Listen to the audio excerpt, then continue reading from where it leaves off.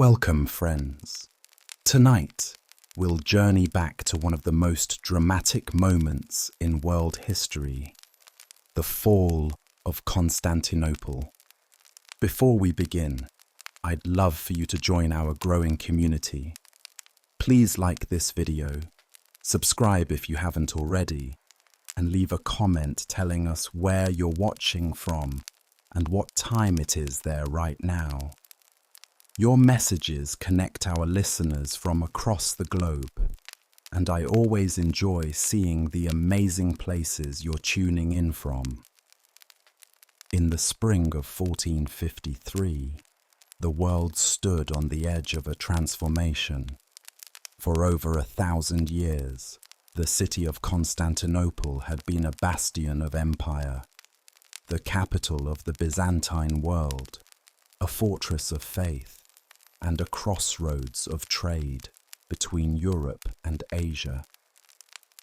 By the mid-15th century, it was one of the last remnants of the once great Eastern Roman Empire, now surrounded by the rising power of the Ottoman Turks.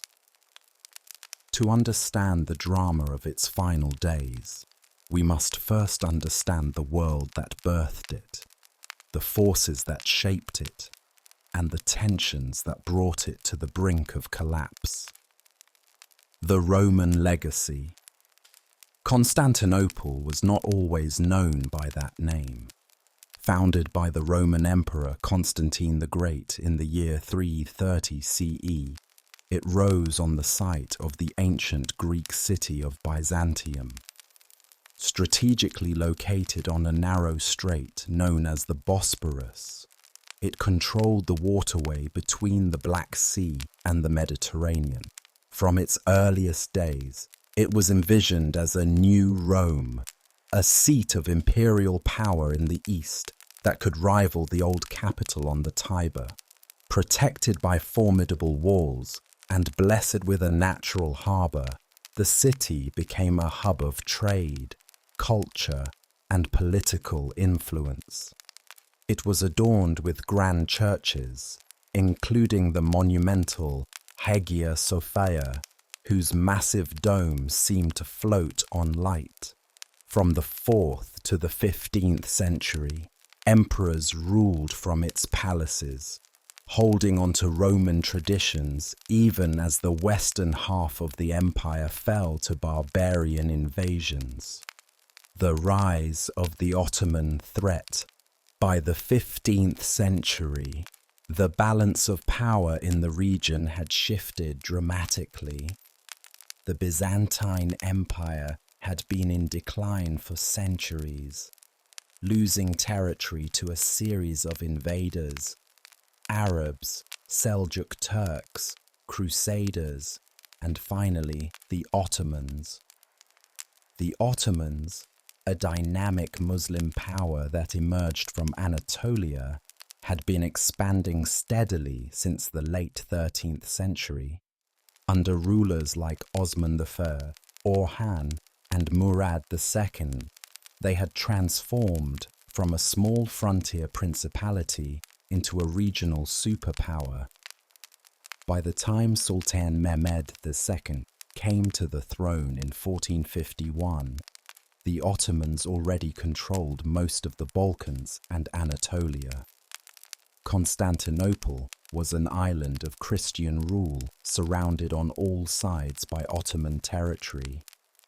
Its population had shrunk from hundreds of thousands in its prime to perhaps 50,000 or fewer. Its empire had become little more than the city itself, some scattered territories in Greece, and a few outlying islands. The symbolic stakes. To Mehmed II, known later as Mehmed the Conqueror, Constantinople was more than a strategic target. It was a prize of immense symbolic value.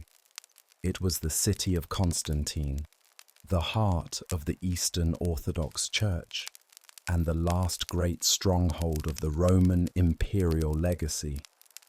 Capturing it would cement his reputation, secure his empire's control over the Bosporus, and serve as a bridge for further expansion into Europe. For the Byzantines, the city was their identity. Losing it would mean the end of their state, their independence, and their culture as they had known it for over a millennium.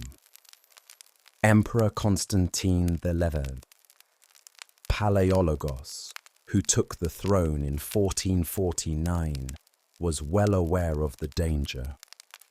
His reign would be defined by the desperate effort to preserve the city against overwhelming odds. The stage before the siege. Tensions between the Byzantines and Ottomans had been simmering for decades.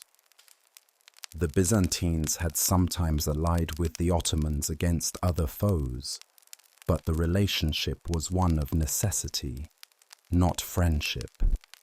Mehmed's predecessors had laid siege to the city before, but the mighty Theodosian walls, a series of 3 layers of fortifications, had always held. These walls, built in the 5th century, had protected the city against countless assaults for nearly 1,000 years. However, by 1453, warfare had changed. The rise of gunpowder artillery meant that even the strongest stone walls could be breached with enough firepower. Mehmed II understood this, and he had plans to bring the most massive cannons the world had yet seen to bear on the city. In the months before the siege, he built a fortress called Rumeli Hisara on the European side of the Bosporus, north of Constantinople. This new stronghold, facing another Ottoman fortress on the Asian shore, allowed him to control all ship traffic into and out of the Black Sea, cutting off the city's supplies. Inside Constantinople, Emperor Constantine XI scrambled to prepare. He called for help from Western Europe, appealing to the Pope and to the kings of Christian nations. Some aid came, but not enough. The schism between the Roman Catholic and Eastern Orthodox churches was still fresh and bitter, and while some Italian city-states sent ships and soldiers, most Western powers were distracted by their own conflicts. By the spring of 1453, Mehmed had assembled an army that may have numbered 80,000 to 100,000 men, including elite janissaries, cavalry, infantry, and siege engineers. Against them, Constantine could muster perhaps 7,000 defenders, including a small contingent of foreign mercenaries, most famously the Genoese commander Giovanni Giustiniani. The city was outnumbered, outgunned, and surrounded, yet its people prepared to resist, placing their faith in their walls, their history, and their God. The final chapter of Byzantine history was about to be written. On April 6, 1453, Sultan Mehmed II arrived outside the walls of Constantinople with his army. The sight must have been overwhelming. A vast sea of tents stretching across the land walls, banners fluttering in the spring breeze, and the sound of drums and horns echoing across the plain. The Ottomans had come prepared not only with soldiers, but with the latest technology of war. The Ottoman artillery. At the heart of Mehmed's siege plan was his artillery. Among the pieces was a colossal cannon designed by Orban, a Hungarian engineer who had once offered his services to the Byzantines, but was turned away for lack of funds. The Ottomans, however, gave him the resources he needed. The great bombard Orban built was over 8 meters long and could fire stone balls weighing more than half a ton. Moving such weapons was a feat in itself. Teams of oxen dragged the massive barrels to their positions, and hundreds of men worked to load and fire them. The roar of the bombard would shake the ground, its echo rolling across the city. For the defenders, the deep boom of the cannon became a grim reminder that the walls, which had withstood so many sieges before, were now facing a new and deadly threat. The Theodosian walls under fire. The Ottomans positioned their artillery to target key sections of the Theodosian walls, especially near the gate of St. Romanus. Day after day, the great bombard and smaller cannons pounded the stone defences.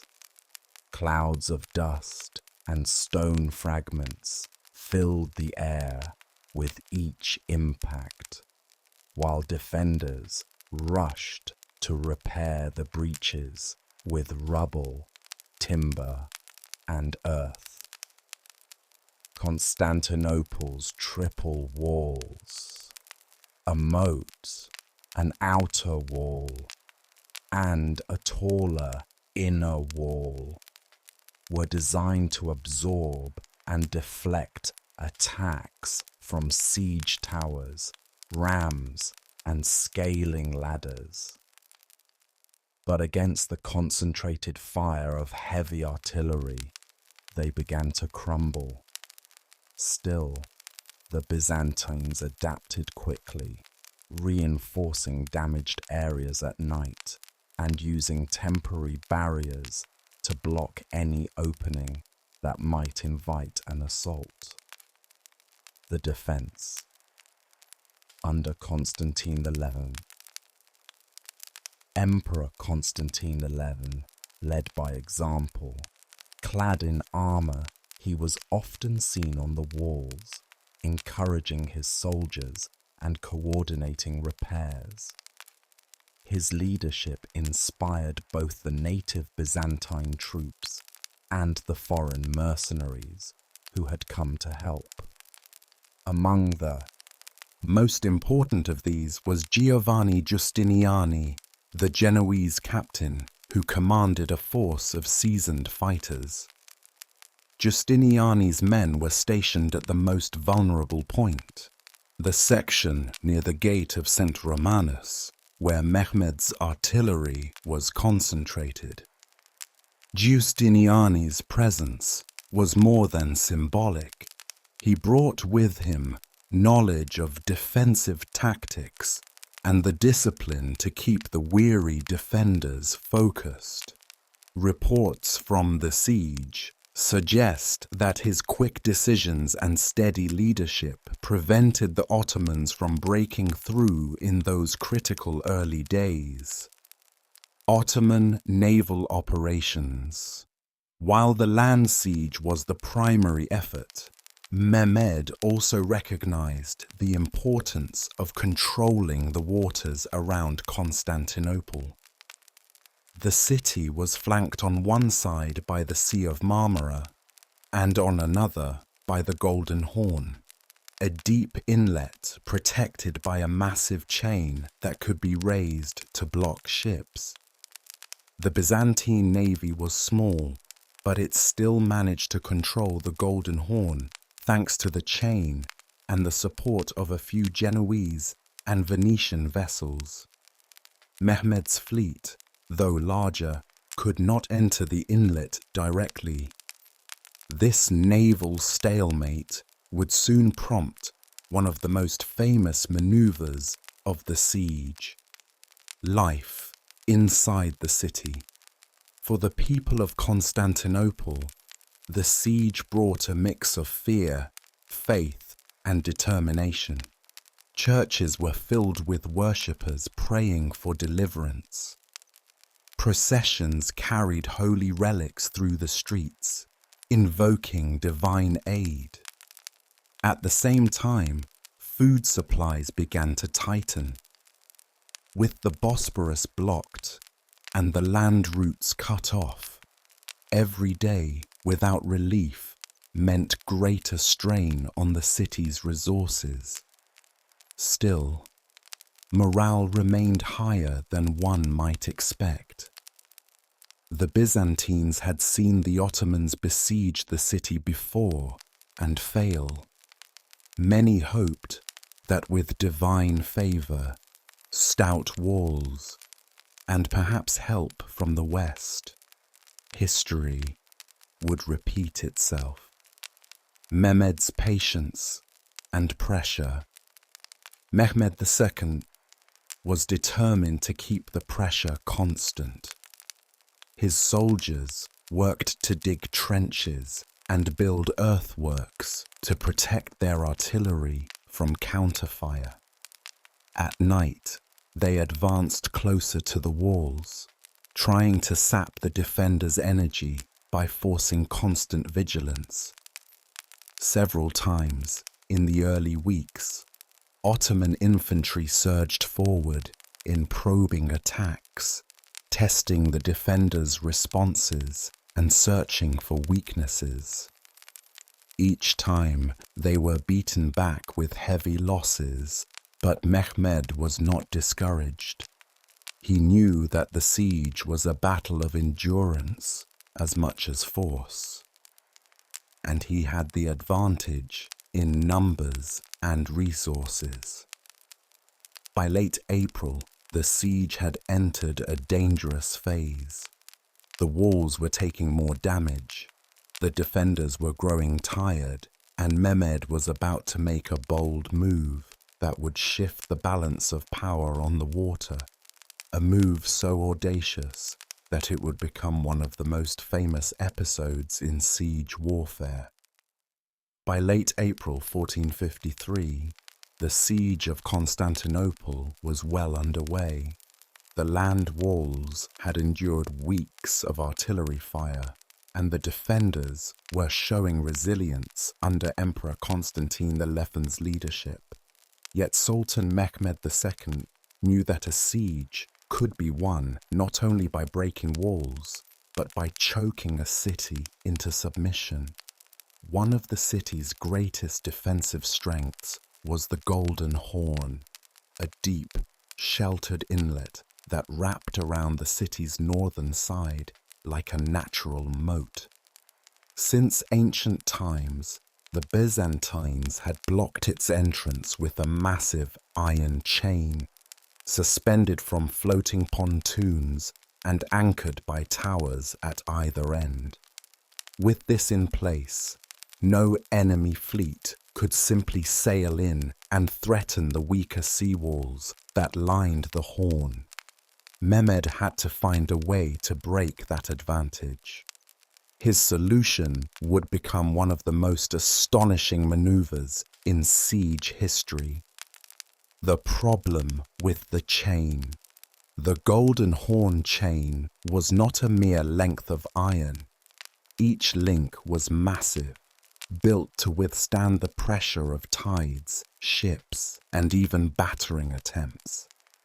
Behind the chain's barrier, the Byzantines and their allies had several ships, a mix of Byzantine, Venetian, and Genoese vessels that could fire upon any Ottoman approach.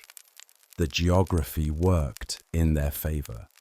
The Horn's mouth was narrow, easily guarded, and overlooked by defensive towers. Mehmed's initial attempts to attack the chain directly were hopeless. Any ship that approached came under immediate fire from the defenders' artillery and Greek fire, an incendiary weapon the Byzantines had perfected centuries earlier. Naval engineers calculated that breaking the chain by force would cost too many ships and men, with no guarantee of success. For the Ottomans, this created a problem. Without access to the Golden Horn, Mehmed's fleet could not threaten the city's northern walls, which were far less formidable than the triple Theodosian walls on the landward side. These sea walls, designed to deter raids rather than large-scale assaults, were the city's soft underbelly, but only if one could reach them. Mehmed's bold plan. Sometime in mid-April, Mehmed shared his plan with his senior commanders. If his fleet could not sail into the Golden Horn, they would go around the chain, overland. The idea was simple in concept but daunting in execution. He proposed to haul ships from the Ottoman naval base on the Bosporus, north of the city, over the hills, and into the Golden Horn by dragging them across a specially prepared overland route. This would mean moving dozens of ships, small galleys and light warships, over uneven forested ground, up inclines, and then down into the waters of the Horn, all without alerting the Byzantines until it was too late.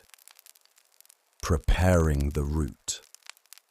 The chosen path began near the Ottoman-controlled shipyards on the Bosporus, at a point roughly opposite the Galata district, and wound overland toward a point well inside the Golden Horn's curve. To make this possible, the Ottomans cleared a broad track through the trees, smoothing the surface as best they could. They laid down greased logs and planks to serve as rollers, creating a kind of improvised slipway over which the ships could be hauled. Historical accounts suggest that animal fat, oil, and even melted wax were used to reduce friction and ease the movement of the heavy hulls. Hundreds of oxen were assembled to provide pulling power, and teams of soldiers and laborers were assigned to maneuver and stabilize each vessel. The operation required coordination between the army and the navy, as well as the concealment of preparations to avoid alerting the defenders. The nighttime operation. Most chroniclers agree that the move took place at night, under cover of darkness, to maintain the element of surprise. The Ottomans began at dusk, using ropes, pulleys, and sheer manpower to heave the first ships out of the water and onto the greased rollers. The labor was exhausting. Each galley weighed many tons, and the rollers had to be constantly repositioned under the hull as it inched forward. Teams worked in shifts, illuminated by torchlight. The clank of chains, the grunt of oxen, and the creak of wooden beams filled the air. Despite the scale of the task, the Ottomans moved with remarkable speed. By dawn, a procession of ships had crested the hill and begun the descent toward the Golden Horn's shore. The Byzantines' shock. When the defenders awoke on the morning after the operation, they were confronted with an incredible sight. Ottoman ships already floating inside the Golden Horn, sails furled, anchored just beyond the range of the chain's protection. From the city's walls, the scene must have been both bewildering and alarming. The Golden Horn had always been considered safe from enemy fleets. Now, in a single night, that safety had been shattered. The new Ottoman naval presence immediately changed the balance of the siege. With ships inside the Horn, Mehmed could now threaten the city's northern walls directly, launch attacks from multiple directions, and cut off any resupply efforts from the sea. The strategic impact. The overland fleet move was more than a brilliant engineering feat. It was a psychological blow. It demonstrated Mehmed's ingenuity, determination, and willingness to defy conventional limitations. It also signaled to the defenders that no part of their defences was beyond his reach. The Ottomans quickly set up artillery positions along the Horn's shore to bombard the sea walls. They also began building floating platforms and siege equipment to support assaults from the water. Meanwhile, the city's small defensive fleet was now trapped between two hostile forces, the chain behind them and the Ottoman ships ahead. From this point forward, the siege tightened further. Supplies inside the city dwindled more quickly, and the defenders had to divide their already thin forces between multiple fronts. Constantine XI's response. Despite the setback, Emperor Constantine XI acted swiftly to shore up the city's northern defences. He redeployed troops and artillery to cover the vulnerable sea walls and reinforced the chain's inner side to protect the remaining Byzantine and Allied ships.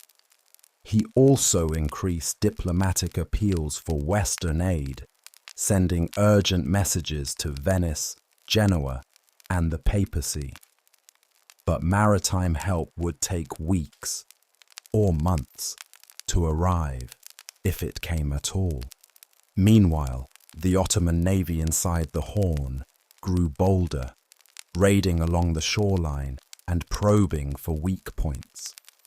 Skirmishes flared between ships and along the walls, adding to the defenders' exhaustion. The siege had entered a new and more dangerous phase. The land walls still stood, but now Constantinople was under full encirclement, attacked from the west, pressured from the sea, and isolated from all outside relief. By early May 1453, the fall of Constantinople had entered a critical stage. The Ottoman encirclement was now complete. Their land forces pressed from the west. Their ships dominated the Bosporus and the Sea of Marmara. And, thanks to their overland maneuver, their fleet now also patrolled the Golden Horn. The defenders of the city were surrounded on all sides. Emperor Constantine XI and his commanders could no longer hope to keep the enemy at a single front. They had to divide their limited manpower, reinforcing threatened sectors day and night. The relentless artillery barrage, Mehmed II's most powerful weapon, remained his artillery. The Great Bombard and its supporting cannons fired day after day, hammering the land walls with a frequency and intensity the city had never experienced in its long history. The main focus was still the section near the gate of St. Romanus, where Giovanni Giustiniani and his Genoese mercenaries held the line. The bombard's shots shook the ground, pulverizing stone and mortar into clouds of dust. Smaller guns supplemented the bombard, their faster rate of fire preventing defenders from easily repairing breaches. The Ottomans also rotated their firing positions, targeting multiple points to stretch the defenders thin. This tactic kept the Byzantines guessing as to where the next full assault might fall. Night repairs and constant vigilance. Repairing the damage became a nightly ritual for the defenders. Under the cover of darkness, teams worked to fill in craters, rebuild crumbling sections, and reinforce weakened walls with earth and wooden supports. These night shifts were exhausting. Many soldiers worked all day repelling attacks and then spent the night carrying stones, hauling timber, and shoveling dirt. Sleep was scarce, and fatigue began to take its toll. Yet the morale held, for now. The defenders believed that if they could hold until help arrived from the west, the city might yet be saved. The Ottoman mining operations. While artillery battered the walls above ground, Ottoman engineers were also working below. They began digging tunnels or mines, intended to reach beneath the walls, collapse their foundations, and create breaches for infantry assaults. Mining was a dangerous and specialized form of siege warfare. Ottoman sappers used wooden supports to hold up the tunnel ceilings while they dug toward the base of the walls. Once in position, they would pack the tunnel with flammable materials, often brushwood soaked in pitch, and set it alight, causing the supports to burn and the earth to collapse. The Byzantines, however, were experienced in countering this tactic. They deployed their own counterminers, digging intersecting tunnels to locate and destroy the enemy mines before they could reach the walls. The underground battles. When opposing tunnels met, the fighting was brutal and close. Torches flickered in the darkness as men wielded swords, axes, and even improvised weapons in cramped spaces. Smoke, heat, and confusion filled the air. In one instance recorded by chroniclers, Byzantine counterminers flooded an Ottoman tunnel with water, drowning several sappers and collapsing the passage. In another, they ignited barrels of resin to fill the tunnels with choking fumes, forcing the attackers to retreat. These hidden battles beneath the city were as critical as those on the walls above.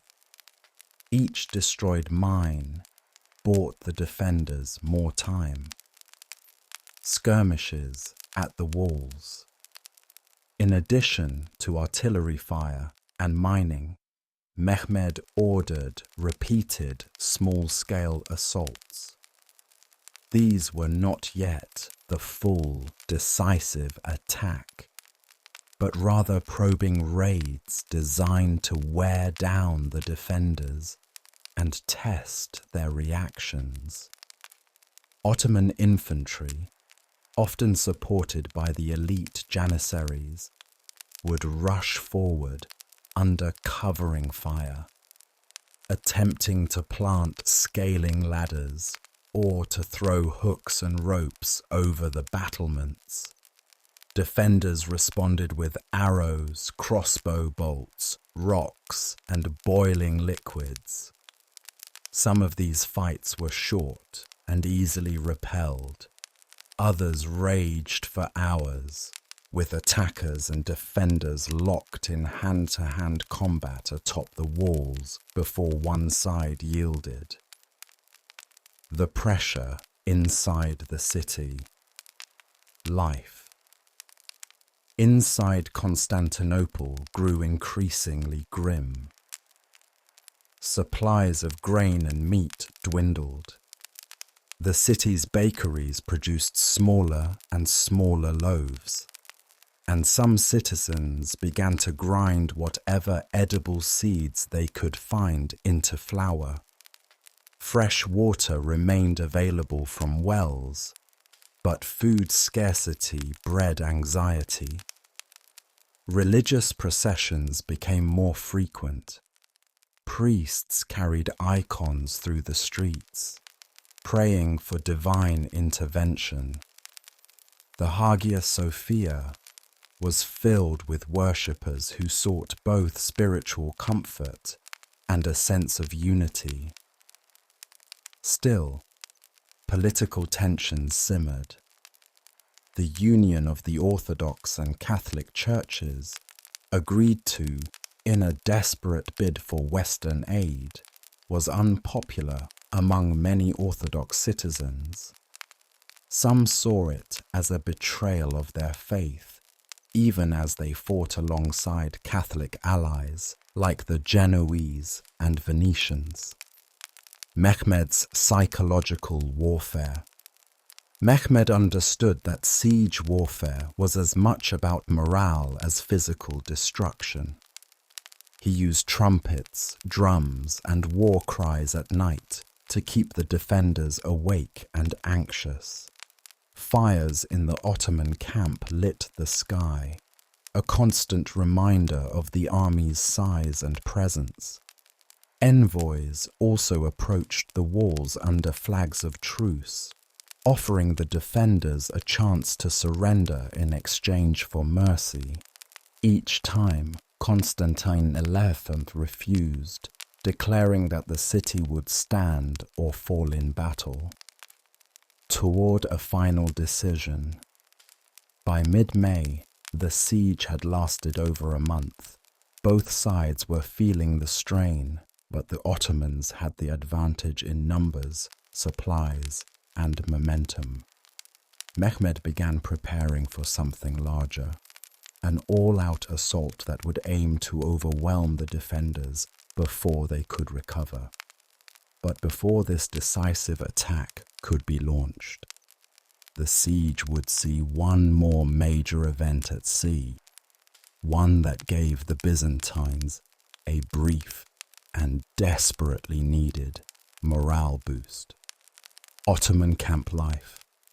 The Ottoman camp stretched across the plain west of the city, divided into sections for different contingents: janissaries, cavalry, irregular infantry, engineers, and artillery crews.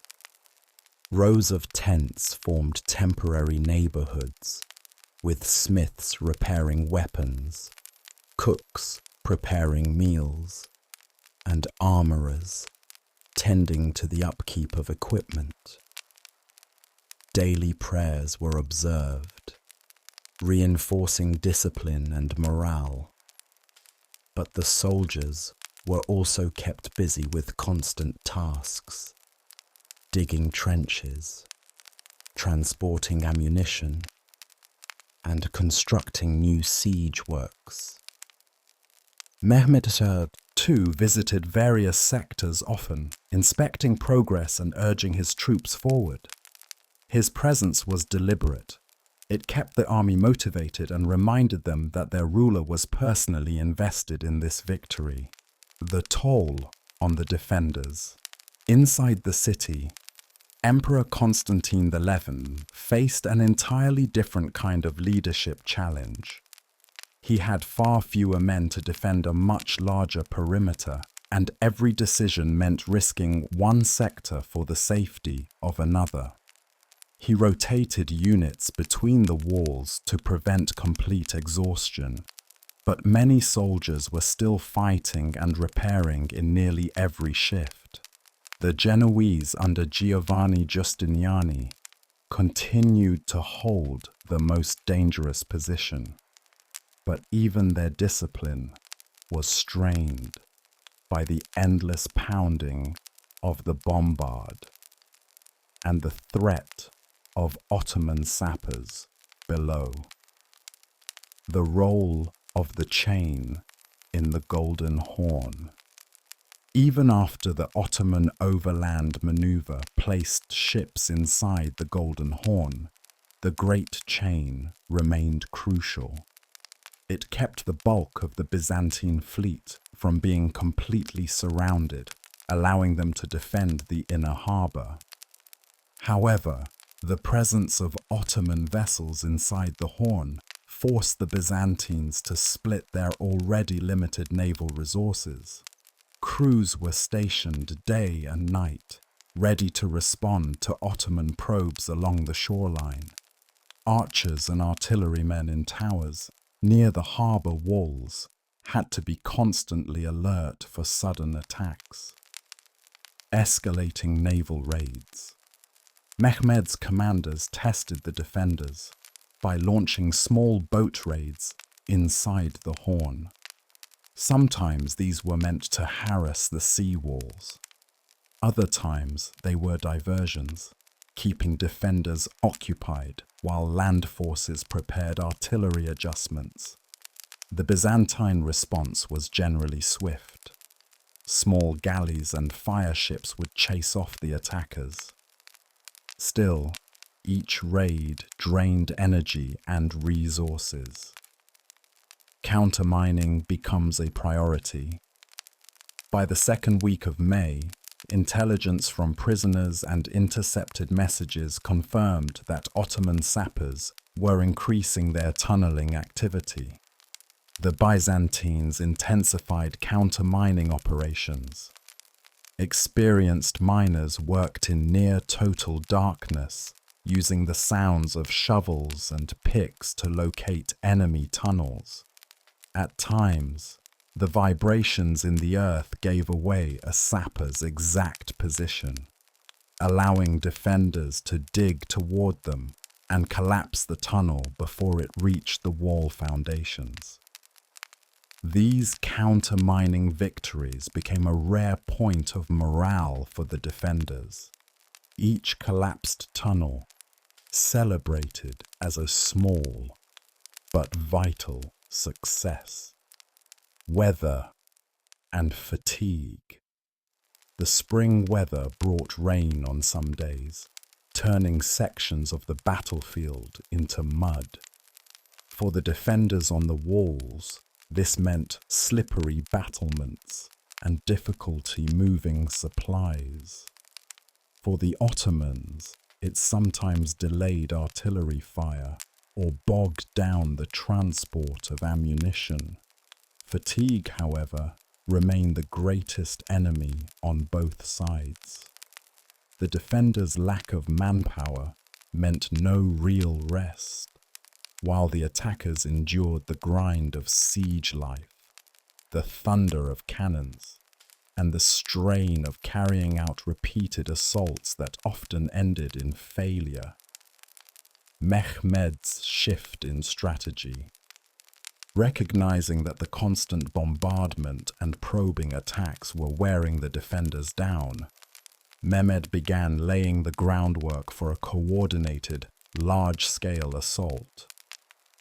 This would involve simultaneous pressure from land and sea, maximizing the advantage of having ships inside the Golden Horn. But before this final push, the siege would see a dramatic and unexpected event, a naval clash that would briefly tip morale back toward the Byzantines. As the siege entered its second month, the defenders of Constantinople were running dangerously low on both supplies and hope. The city's small defensive fleet was trapped in the Golden Horn, hemmed in by the Great Chain on one side and Ottoman warships on the other. Any attempt to break out risked annihilation. Then, in mid-April 1453, word spread through the city of a daring relief attempt. A small convoy of Christian ships had been spotted approaching from the south, sailing. up the Sea of Marmara toward the city. The relief fleet. The convoy consisted of 3 large Genoese ships and 1 Byzantine transport vessel, all heavily laden with food, weapons, and reinforcements. The Genoese captains were veterans of Mediterranean naval warfare, and they knew the risks of attempting to run the Ottoman blockade. These ships were not built for speed. They were high-sided merchant galleys and transports, but they were solidly constructed and capable of carrying heavy armament for defense. On board were soldiers, sailors, and supplies desperately needed by the city. The Ottoman response Sultan Mehmed II quickly learned of the approaching convoy and ordered his admiral Baltaolu to intercept and destroy the relief force before it could reach the city. The Ottoman fleet outnumbered the Christian ships several times over, with dozens of galleys, smaller warships, and support craft ready to engage.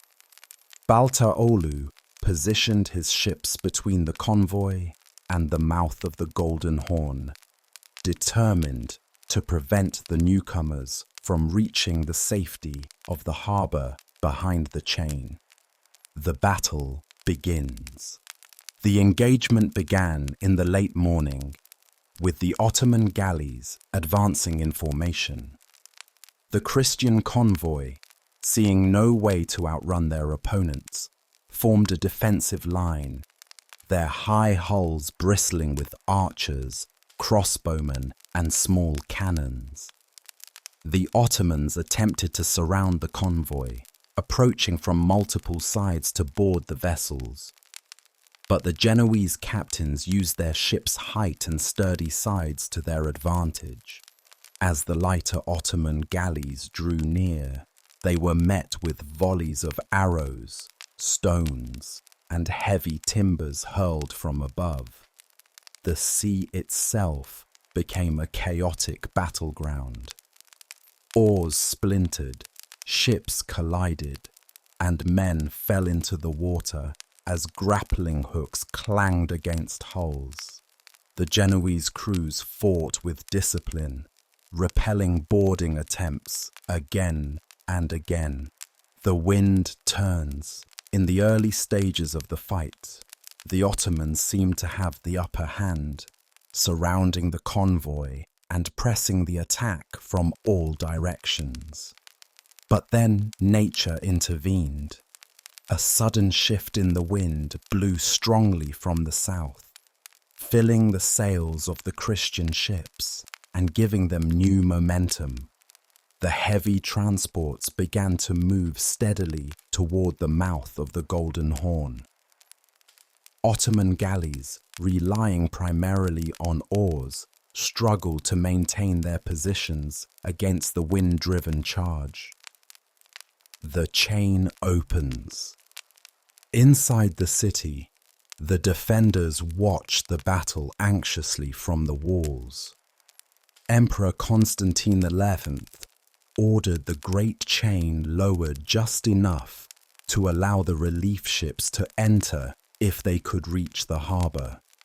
As the convoy pressed forward, the Byzantine and allied ships, already inside the Horn, sailed out to meet them, creating a protective escort and adding their firepower to the fight. The breakthrough. In a final desperate push, the convoy smashed through the Ottoman blockade. 2 Genoese ships took heavy damage in the process, their hulls scarred by cannon fire and boarding attempts. But all 4 vessels made it past the enemy. As they entered the Golden Horn, cheers erupted along the city walls. Church bells rang, and citizens rushed to the waterfront to witness the arrival of precious food, weapons, and reinforcements.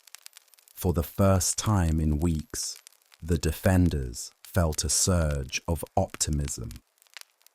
Aftermath and consequences. The victory was a blow to Ottoman prestige. Sultan Mehmed was furious at Admiral Baltaolu's failure to stop the convoy, and according to some accounts, he had the admiral beaten and stripped of his rank on the spot. Inside Constantinople, the supplies extended the city's ability to hold out, though not indefinitely. The defenders knew this was a reprieve, not salvation. Mehmed, for his part, recognized that the relief convoy had exposed a weakness in his blockade. Determined to prevent any further breakthroughs, he increased naval patrols and tightened control over the approaches to the city. He also began to prepare for a decisive end to the siege, aware that time was not entirely on his side either. For the people of Constantinople, the sight of the 4 relief ships entering the Golden Horn was more than just a military success. It was a lifeline. For weeks, they had watched the horizon in vain, wondering if the outside world had forgotten them. And now, in a single day, sails had appeared bearing allies, supplies, and the promise that the city had not been entirely abandoned. As the convoy approached, citizens crowded the sea walls, shouting encouragement, waving banners, and calling on the saints for protection. Many fell to their knees in prayer, convinced that divine intervention was guiding the ships through the chaos. The sound of church bells carried across the city, mingling with the crash of waves and the deep, urgent drumbeats from the Ottoman fleet as it maneuvered to intercept. The Genoese captains knew the stakes. Their vessels were high-sided and built for endurance, not speed, but they were sturdy enough to withstand repeated boarding attempts if the crews could keep their formation intact. Each captain had armed his men to the teeth, archers stationed in the fighting tops, crossbowmen along the rails, and sailors ready to pour boiling oil, pitch, or sand on any Ottoman who tried to climb aboard. Below decks, barrels of fresh water, sacks of grain, and chests of bolts and arrows waited to be offloaded into the hungry, undersupplied city. To lose this cargo would be to lose not only physical resources, but the morale of the entire population. When the Ottoman Admiral Baltaolu advanced with his fleet, the sea seemed to darken under the shadow of oars and sails. Dozens of galleys surged forward, their prows cutting the water in unison, rowers straining in the benches, while drummers set a relentless pace. The plan was to swarm the relief ships from every side, using speed and maneuverability to trap them before they could reach the chain at the horn's mouth. At first, the maneuver seemed to be working. The smaller, more agile Ottoman craft darted around the convoy, trying to rake the enemy decks with arrows and to hook onto the hulls for boarding. The clash was immediate and deafening. Arrows hissed through the air, bolts struck shields with a hard thunk, and the slap of waves against wood was punctuated by the shouts of officers directing their crews in multiple languages. The Genoese and Byzantines fought with disciplined coordination. When one ship came under heavy assault, the others shifted position to cover it, raining fire and missiles on the attackers. Ottoman galleys that managed to latch onto the convoy's sides found themselves under a barrage of stones, spears, and burning pitch that forced them to break away. At close quarters, the fight turned brutal. Marines hacked at boarding planks with axes, shoving attackers into the water where currents and panic took their toll. The taller sides of the Genoese ships gave their defenders the advantage in such encounters, forcing the Ottomans to fight uphill while exposed to concentrated missile fire. For a time, the outcome was uncertain. The relief ships were hemmed in on three sides, the wind slackening and the Ottoman fleet pressing hard. Then, as if by fate, the weather shifted. A strong wind rose suddenly from the south, filling the convoy's sails and giving them the momentum they desperately needed. The heavy transports began to move steadily toward the Golden Horn, dragging their escorts with them, the oar-driven galleys now struggling to maintain position against the force of the wind. The Genoese captains seized the moment, pushing forward in a tight wedge that punched a gap in the Ottoman line. Inside the harbour, Emperor Constantine XI had already given the order to prepare the chain.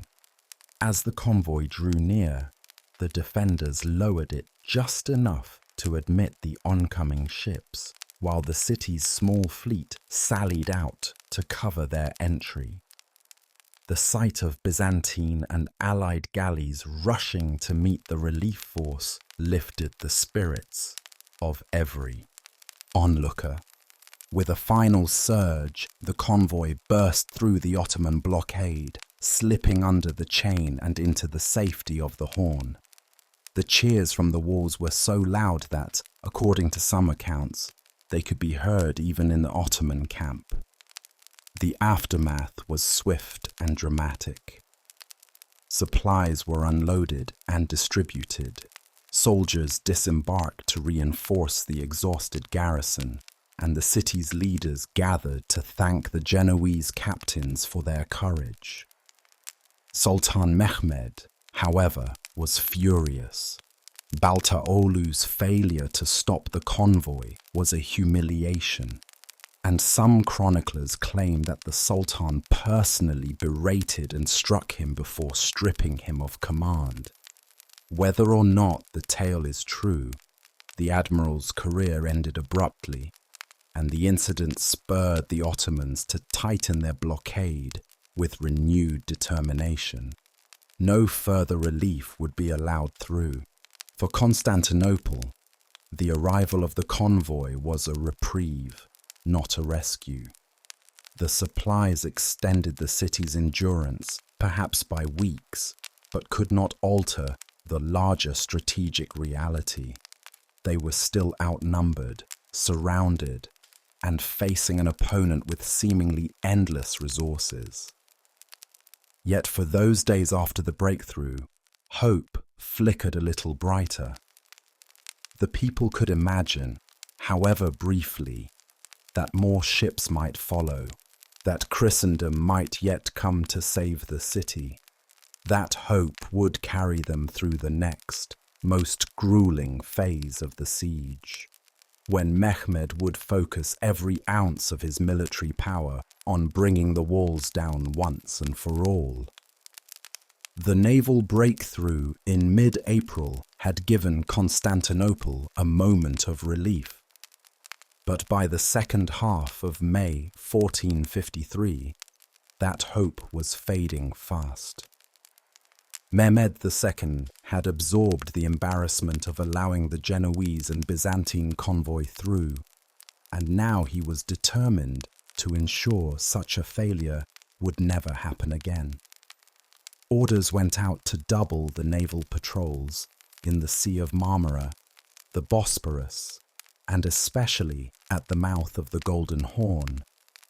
The Sultan's focus turned to a single objective: to finish the siege decisively before disease, supply shortages, or the coming summer heat eroded his own army's strength. The encirclement was now absolute. Ottoman ships patrolled the waters day and night, while on land, an unbroken line of trenches, siege platforms, and artillery positions surrounded the city from the Sea of Marmara on the south to the Golden Horn on the north. Inside, the defenders had no illusions. The next major Ottoman move would not be another probing attack or an artillery barrage. It would be the final, all-out attempt to storm the city. The artillery offensive intensifies. In the days leading up to the decisive assault, Mehmed ordered his gunners to focus on widening existing breaches in the Theodosian walls. The giant bombard designed by Orban was still in use, though its massive size meant it could only be fired a few times each day. In between its earth-shaking discharges, smaller but more maneuverable cannons hammered at the walls in a steady rhythm. The main target remained the sector near the Gate of St. Romanus, defended by Giovanni Giustiniani and his elite Genoese contingent. This stretch of wall had already suffered weeks of pounding, and now the damage was becoming harder to repair. Gaping cracks spread across the masonry, sections of parapet had collapsed entirely, and the earthworks hastily thrown up behind the breaches were beginning to erode under the constant impact of stone and iron shot. Each day, the defenders braved a storm of projectiles to shore up these defences, hauling rubble and timber under cover of night to patch the most vulnerable points. But the work was exhausting, and even Giustiniani's disciplined troops could not hide the strain. Every hour of labour was followed by another blast from the Ottoman guns, undoing much of the progress. Siege towers and assault preparations. Mehmed understood that artillery alone would not carry the city. While the bombardment weakened the walls, he ordered the construction of massive wooden siege towers designed to give his troops a way to reach the battlements under some degree of cover. These towers, built in sections and rolled forward on large wheels, were sheathed in hides soaked in vinegar to resist fire. They bristled with archers and were meant to serve as mobile platforms from which janissaries could leap directly onto the walls. Behind them, teams of sappers prepared scaling ladders and portable bridges, while shield bearers drilled in formation to protect the assault troops from arrow fire. Other engineers worked on building large mantlets, portable wooden screens, and testudo-like formations of interlocked shields that could advance slowly toward the base of the walls. The Ottomans were assembling a multi-pronged attack force that could strike simultaneously at different points, overwhelming the defenders' ability to respond. Inside the city, desperation and faith. Inside Constantinople, Emperor Constantine XI held council with his commanders daily. Giustiniani's advice was valued highly, but so too were the insights of the Venetian captain Gabriel Trevisano and the Byzantine generals who knew the city's defences intimately. They agreed that the land walls could not hold indefinitely under such sustained bombardment. The question was not whether the Ottomans would try a full-scale assault, but when. The population lived in a state of constant tension. Food supplies had been stretched thin for weeks. Bread was now rationed in smaller portions, and fresh meat had become rare.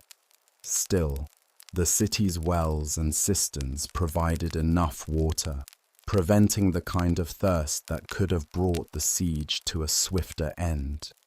Religious devotion intensified as the crisis deepened. Processions carrying icons and relics wound through the streets. Priests offered blessings at the gates, and the Hagia Sophia hosted nearly continuous services. Many citizens interpreted the survival of the city thus far as a sign of divine favor, though a growing number feared that their fate might already be sealed. Mehmed's psychological pressure. Mehmed II was a master of both physical and psychological warfare. In the days before the final assault, he increased the tempo of the bombardment and the frequency of night raids. His soldiers lit hundreds of campfires, making the horizon blaze with light, and drums and horns sounded at all hours to rob the defenders of rest. Envoys once again approached the walls, offering the defenders a chance to surrender peacefully in exchange for their lives and freedom. As before, Constantine XI refused, telling his council that he would rather die defending the city than live to see it handed over without a fight. His words spread quickly among the population, becoming a rallying cry for the last stand that was to come. The final days before the assault. By May 25th, the signs were unmistakable. The siege towers were ready. The breaches in the walls were wide enough for large-scale attacks, and the Ottoman troops had been reorganized into assault formations. Giustiniani's sector near the gate of St. Romanus was reinforced with every available man, while Venetian and Byzantine forces manned the sea walls and northern approaches along the Golden Horn.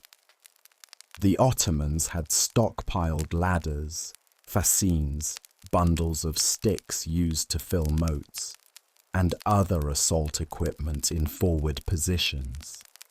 Their camps buzzed with activity, soldiers sharpening weapons, preparing rations, and assembling in their units for inspection. For the defenders, the final hours before the attack were spent in grim preparation. Families huddled together in their homes, some praying, others making quiet arrangements for the safety of loved ones should the city fall. The soldiers on the walls stood ready, knowing that within a day or two, the decisive battle would begin. On the evening of May 28th, 1453, Constantinople lay beneath an uneasy stillness. After nearly 2 months of siege, the city's walls were scarred and weakened, but still standing. The Ottomans had paused. Their bombardment for most of the day, not from mercy, but to allow their troops to rest and make ready for the final effort. That silence was, in its own way, more unnerving than the thunder of cannons. Everyone in the city knew what it meant. The next day, the full weight of Mehmed II's army would fall upon them. Inside the walls, Emperor Constantine XI called together his final council of war. It was a meeting marked by sober resolve. There was no talk of retreat or surrender. The defenders would hold their posts until the end. Constantine himself declared that he would die with his soldiers on the walls, rather than seek safety in flight. His commanders, including Giovanni Giustiniani and Gabriele Trevisano, pledged the same. These words were not for show. Every man present understood the stakes and the likelihood that they would not live to see another sunrise. A city in prayer. As night fell, the streets of Constantinople filled with solemn processions. Citizens carried candles through the avenues, chanting hymns, and priests bore icons and relics past the battered gates. The Hagia Sophia, the city's greatest church, became the focal point of this final act of devotion. Crowds gathered beneath its great dome, where Orthodox and Catholic clergy stood side by side, offering blessings and absolution to all who sought it. The atmosphere was one of mingled sorrow, courage, and fatalism. Parents clutched their children, soldiers knelt before the altar, and merchants who had once argued over prices now embraced as brothers. Many believed that this would be the last night the Hagia Sophia would serve as a Christian house of worship. Some swore that they saw omens, strange lights in the sky, or the moon obscured by a haze, signs, they believed, of the city's impending fate. The Ottoman camp. Beyond the walls, the Ottoman camp was alive with activity. Mehmed II had assembled his entire army for one final inspection. The Janissaries, the Sultan's elite infantry, stood in perfect order, their ranks gleaming with polished steel. Behind them were the provincial levies, the Anatolian and Rumelian contingents, and the irregular Akunja raiders. Cavalry units tended their horses, while engineers made final adjustments to siege towers and artillery. Fires burned across the plain, casting a red glow over the sea of tents. Drums beat steadily, and the deep blare of horns carried across the water and into the city, a deliberate reminder to the defenders that the assault would be unstoppable. Mehmed himself moved among the troops, speaking to officers, issuing last-minute orders, and making sure that every unit understood its role in the coming attack. The plan of attack. Mehmed's strategy was as much psychological as tactical. He intended to wear down the defenders through successive, overlapping assaults. The first wave, composed of irregular troops, would launch themselves at the walls in a furious but expendable charge, forcing the defenders to expend ammunition and energy. The second wave, formed of better-trained provincial forces, would push forward to exploit any damage or confusion caused by the first. Finally, the Janissaries, held in reserve until the exact moment of decision, would deliver the decisive blow, aiming to pour through the breaches and seize control of the key gates. Artillery would continue to fire during the attack, focusing on the main breaches near the gate of St. Romanus. Siege towers would be rolled forward, scaling ladders raised, and sappers would attempt to fill the moat and undermine the walls in the chaos. Midnight, before the battle. As the night deepened, both camps prepared in their own ways. In Constantinople, soldiers took their positions along the battlements, adjusting armor, stringing bows, and testing crossbows. Fires burned in braziers to light the walkways and heat pots of water and pitch for the defense. Giustiniani's men inspected the breaches again, adding what last-minute reinforcements they could. In the Ottoman camp, the final prayers of the soldiers rose into the night air.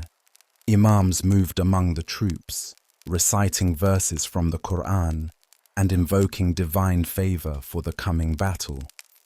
The sound of these prayers, drifting over the walls, mixed with the distant chanting from the Hagia Sophia, creating a strange harmony of faiths on the eve of destruction. The first signs of movement. Shortly after midnight, the first stirrings began. Ottoman artillery opened up again, its thunder rolling across the plain. Not all guns were fired at once. Instead, the bombardment came in irregular bursts, keeping the defenders on edge. In the flickering torchlight, the shadowy forms of troops began to mass behind the forward trenches. By the second hour of the morning, the first wave was ready. These irregulars were poorly armored, but numerous. Their role not to win the battle, but to draw blood and force the defenders to reveal their strength. Behind them, provincial troops stood ready to follow, while the Janissaries waited in the darkness for their moment to strike. The defenders gripped their weapons and peered into the shadows beyond the breaches, waiting for the first cries of attack to break the tense silence. They did not have to wait long. In the early hours of May 29th, 1453, the silence outside Constantinople's battered walls gave way to a roar that seemed to shake the very earth. Drums thundered, horns blared, and the first wave of the Ottoman attack surged forward in a dark mass of shouting figures. Torches bobbed and flickered, casting a hellish glow on the broken ground between the trenches and the city. The long-awaited assault had begun. The initial attackers were the irregulars, light troops from across the empire, many poorly armored and armed with a mix of spears, bows, and axes. Their orders were simple: advance on the breaches, hurl missiles at the defenders, and attempt to plant scaling ladders. Their numbers were immense, and they rushed forward with a wild energy, chanting the name of God and the Sultan. The first wave. The irregulars smashed against the walls in a chaotic rush, firing arrows upward and throwing grappling hooks onto the parapets. The defenders responded with disciplined fury. Arrows, bolts, and stones rained down from the battlements, while boiling water and oil splashed onto the attackers below. The heavy iron chains of mangonels swung overhead, hurling rocks into the dense crowds at the base of the walls. These first attackers knew they were unlikely to survive. Their role was to absorb the defenders' attention, force them to reveal their positions, and tire them before the better-trained troops moved in. They pressed forward regardless, some scrambling over the bodies of their fallen comrades to reach the ladders. Few made it far. Most were cut down at the base of the wall or hurled back into the ditch. For nearly 2 hours, the first wave hurled itself against the defenders without breaking through. Finally, the battered survivors fell back, leaving the ground littered with weapons, shields, and the bodies of the fallen. The second wave. Before the defenders could catch their breath, the second wave advanced. The provincial Anatolian and Rumelian forces, better equipped and organized than the irregulars. Behind them, artillery roared to life again, pounding the main breaches and sending clouds of dust and rubble into the air. The provincials pressed forward in tighter formations, shielded by mantlets and protected by the covering fire of archers and gunners. They moved to fill the ditches with fascines and planks, clearing paths for scaling ladders and siege towers. The defenders, now growing fatigued, rushed from one threatened point to another, plugging gaps and cutting down ladders as fast as they appeared. At the gate of St. Romanus, where Giovanni Giustiniani commanded, the fighting was especially fierce. The breach here had widened under the constant pounding of the great bombard, and the Ottomans sought to pour through it in force. Giustiniani's men fought shoulder to shoulder, thrusting spears into the advancing mass and using great pavises as mobile shields against arrow fire. Siege towers in action. On other sections of the wall, Ottoman siege towers rumbled forward, their wooden hides glistening from layers of wet hides meant to resist fire. From these elevated platforms, archers and musketeers fired down into the defenders, forcing them to take cover and giving the attackers below a chance to reach the wall.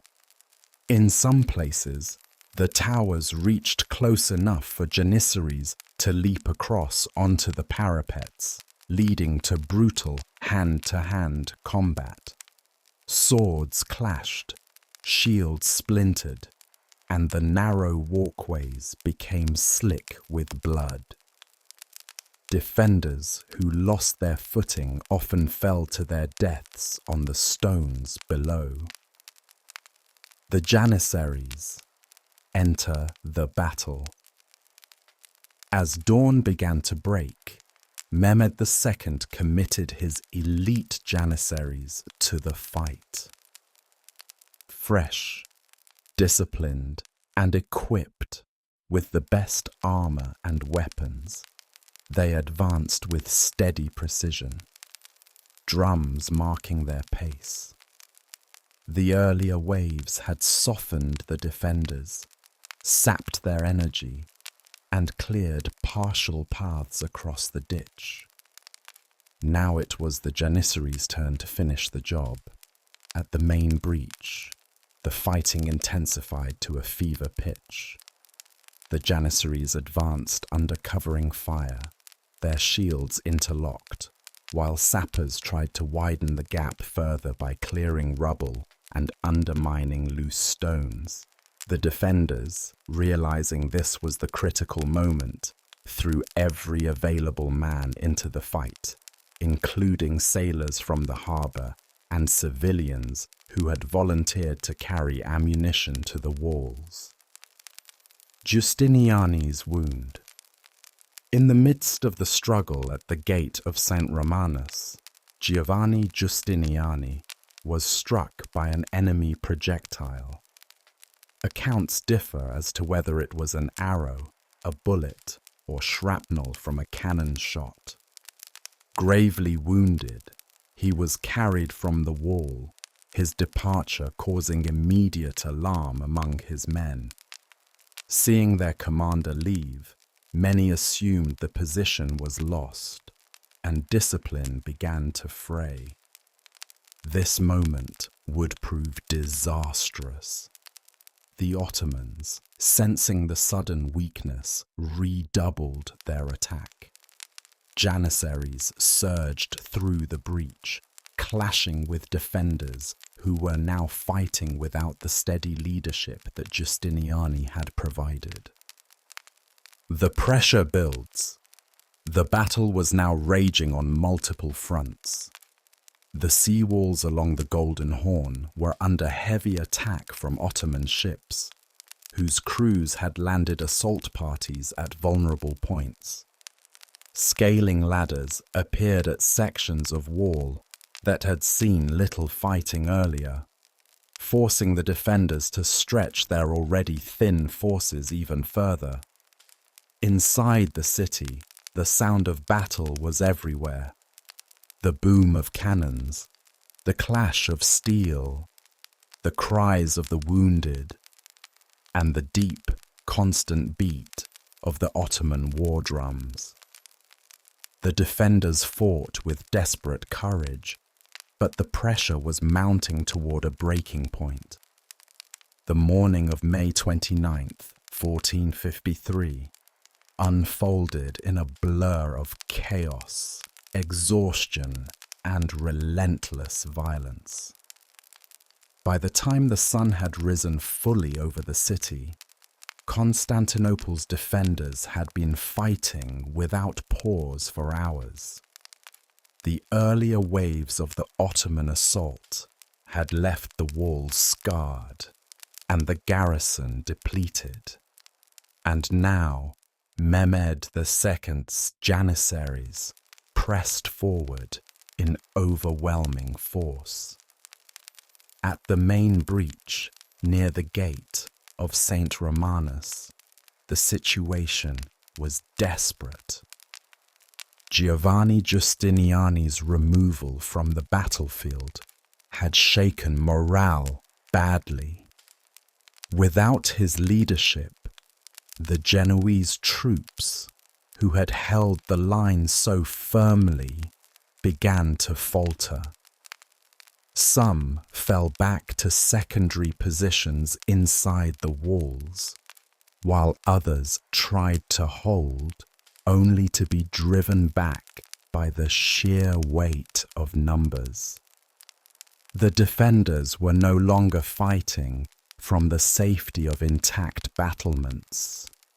They were in the rubble, engaging in brutal close combat among shattered stones and choking dust. The breach is taken. It was here, in the heart of the ruins, that the Janissaries made their decisive push. Advancing with shields locked, they forced their way through the last thin line of resistance. The fighting was savage. Swords and spears clashed at arm's length, and defenders who were pulled down were quickly overwhelmed. The cries of the wounded were drowned by the roar of the attackers pressing forward. Once the Janissaries gained a foothold inside the breach, the collapse of the defense became inevitable. More Ottoman troops poured in behind them, widening the gap until hundreds at a time were streaming through. Secondary assaults break through. At the same time, other sections of the walls were beginning to give way. On the northern side along the Golden Horn, Ottoman forces who had landed from ships were exploiting weaker stretches of the sea walls. In the south, smaller breaches were being taken one by one. Each breakthrough created another entry point for Ottoman troops, spreading panic among the defenders and forcing them to fight on multiple fronts inside the city itself. The defense now lost its cohesion. With the walls breached in several places, orders could no longer be relayed effectively. Soldiers were cut off from their commanders, and groups of defenders fought isolated battles in streets and courtyards, often surrounded before they could retreat. The emperor's last stand. In the midst of this chaos, Emperor Constantine II is said to have thrown off the symbols of his imperial rank, taking up sword and shield to fight as a common soldier. Chroniclers differ on the exact details, but most agree that he led a final charge into the thick of the battle near the St. Romanus Gate, determined to die defending his city. Surrounded by his companions, he fought until he was overwhelmed and disappeared in the crush of combat. His body was never definitively identified.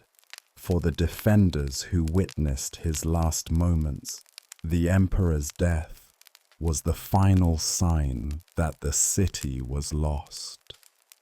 The flood into the city. Once inside, the Ottomans fanned out rapidly, seizing key gates to allow more troops in and moving to secure the main streets. Units were dispatched to the forums, palaces, and churches to ensure no organized resistance could form. Resistance became scattered and desperate. Barricades were thrown up in some districts, but they were quickly overrun by sheer numbers. The sound of combat now mingled with the cries of civilians, many of whom fled toward the Hagia Sophia, believing its sanctity might protect them.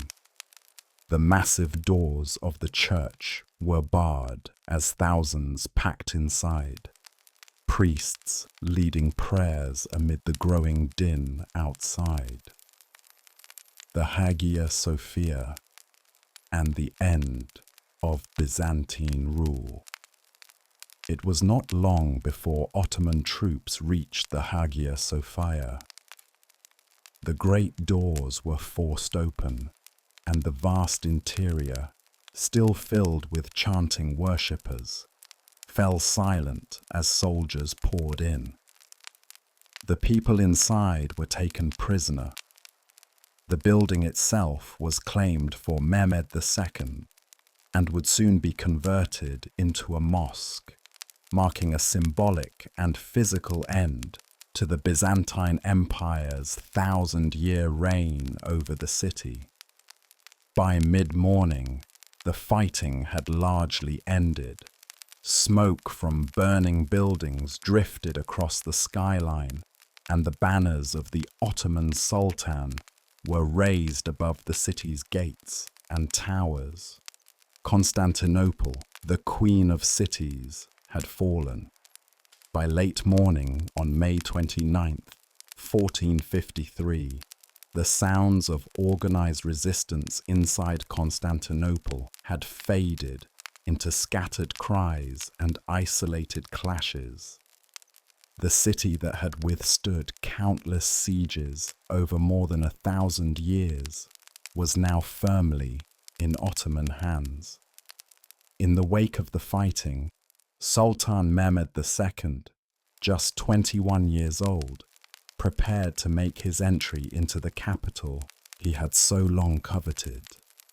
The scene inside the walls was one of devastation. Streets were littered with the debris of battle, broken weapons, shattered shields, abandoned helmets. Fires smoldered where buildings had been struck by artillery or set alight during the fighting. Groups of Ottoman soldiers moved through the city, securing districts and rounding up prisoners. Looting had begun almost immediately after the collapse of the defense, as was customary in medieval warfare.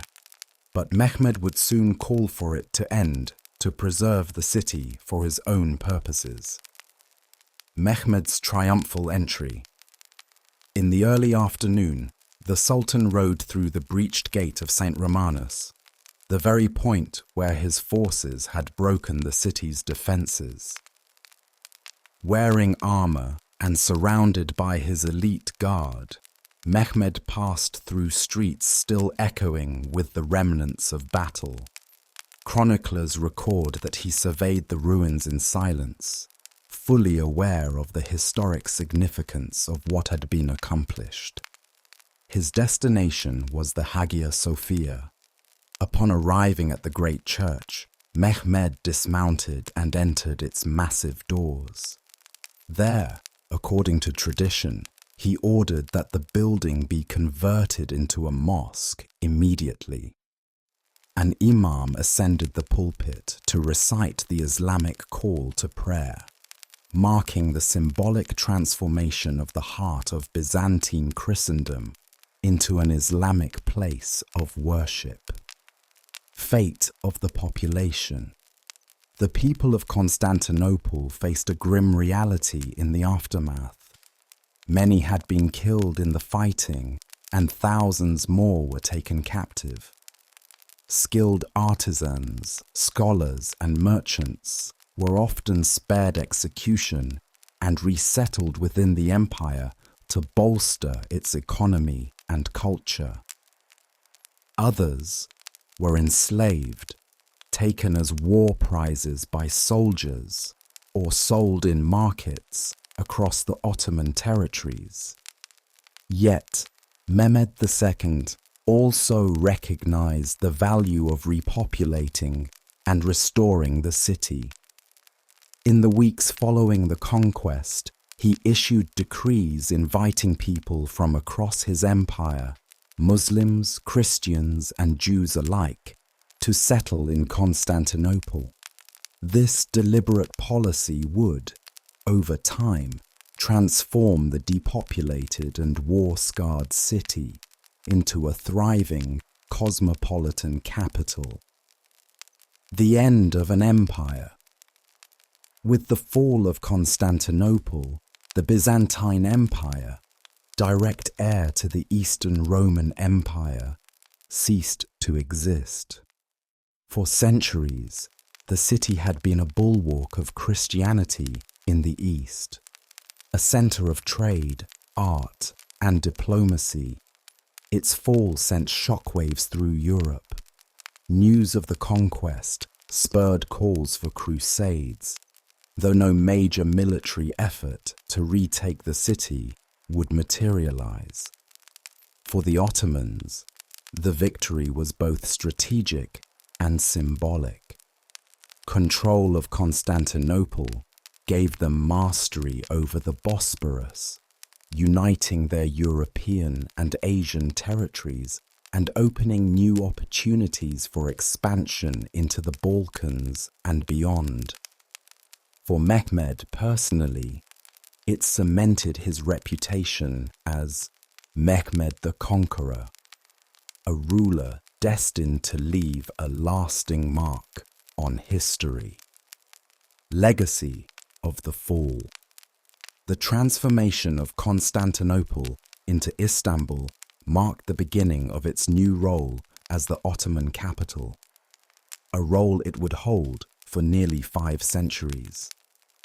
Under Ottoman rule, the city would see new mosques, palaces, markets, and fortifications rise alongside the remnants of its Byzantine past.